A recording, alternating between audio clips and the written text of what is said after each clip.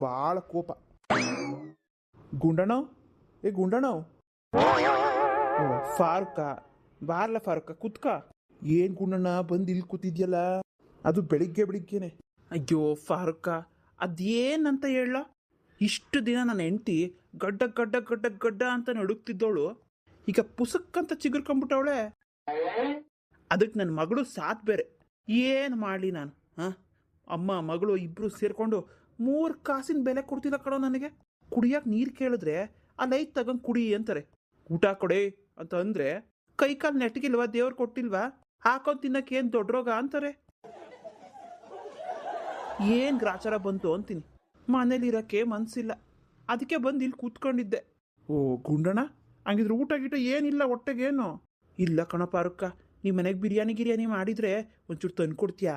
ಯಾಕಂದರೆ ನಿಮ್ಮ ಮನೇಲಿ ಯಾವಾಗಲೂ ಬಿರಿಯಾನಿ ಮಾಡ್ತಿರ್ತೀರಲ್ಲ, ಹೊಟ್ಟೆ ಬೇರೆ ಭಾಳ ಹಸಿತೈತೆ. ಯಾಕಲ್ಲ ಫರ್ಕ್ ಹಂಗೆ ನೋಡ್ತಿದ್ಯಾ? ಯೋಚನೆ ಮಾಡ್ತಿದ್ಯಲ್ಲೋ, ತಂದು ಕೊಡ್ತೀನಿ ಅಣ್ಣ ಬಿಡು ಅಂತ ಹೇಳೋದ್ಬಿಟ್ಟು. ಹಾಂ ಹುಡುಗ, ಹೋಗಿ ತಗೊಬಂದ್ಬಿಡು ಒಂದು ಪಾತ್ರೆಗೆ ಹಾಕ್ಕೊಂಡು ಸೀದಾ ನಮ್ಮ ಹೊಲ್ತಕ್ಕೆ ಹೋಗ್ಬಿಡೋಣ. ಹಾಂ, ಕುತ್ಕೊಂಬಿಡೋಣ ಹೋಗಿ. ಅಯ್ಯೋ ಗುಂಡಣ್ಣ, ಅದೇನಾಯ್ತಂದ್ರೆ ನಮ್ಮ ಮನೇಲಿ ಬಿರಿಯಾನಿಗೆಲ್ಲ ಮಾಡಿಲ್ಲ ಇವತ್ತು. ಯಾಕಲ್ಲ ಪಾರಕ್ಕ ಸುಳ್ಳು ಹೇಳ್ತೀಯಾ? ಇವತ್ತು ಬಿರಿಯಾನಿ ಮಾಡೋ ದಿನ ಅಲ್ವಾ ನಿಮ್ಮದು? ಇವತ್ತು ಬುಧವಾರ ಯಾವಾಗಲೂ ಬಿರಿಯಾನಿನೇ ಅಂತ ಹೇಳಿದ್ದೆ ನೀನಂತವ. ಇವಾಗ ತಂದು ಕೊಡು ಅಂತಂದರೆ ಇಲ್ಲ ಅಂತೀಯಲ್ಲ, ಇಷ್ಟೇನಾ? ನಾನು ನೀನು ಗೌಡಣ್ಣ 3 ಜನ ಯಾವಾಗಲೂ ಒಟ್ಟಿಗೆ ಇರ್ತಾಯಿದ್ವಿ. ಎಷ್ಟೆಲ್ಲ ಸಹಾಯಕ್ಕಾಗಿದ್ದೀವಿ, ಮರಿಬಾರ್ದು ನೀನು. ಇಲ್ಲ ಗುಂಡಣ್ಣ, ನಿಮ್ಮನ್ನು ಮರೆಯೋಕ್ಕಾಗತ್ತಾ? ಹಂಗಲ್ಲ.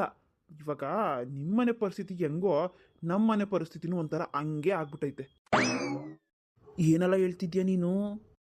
ಗುಂಡಣ್ಣ, ನಾನು ನನ್ನ ಹೆಂಡ್ತಿನ ಬಿರಿಯಾನಿಗೆ ಮಾಡ್ಬಿಡೋಣ ಅಂತಾನೆ ಹೋದೆ. ಆ ಕರಿಯ ಮಕ್ಕ ಇಲ್ವಾ, ಕರಿಯ ಮಕ್ಕನಿಂದ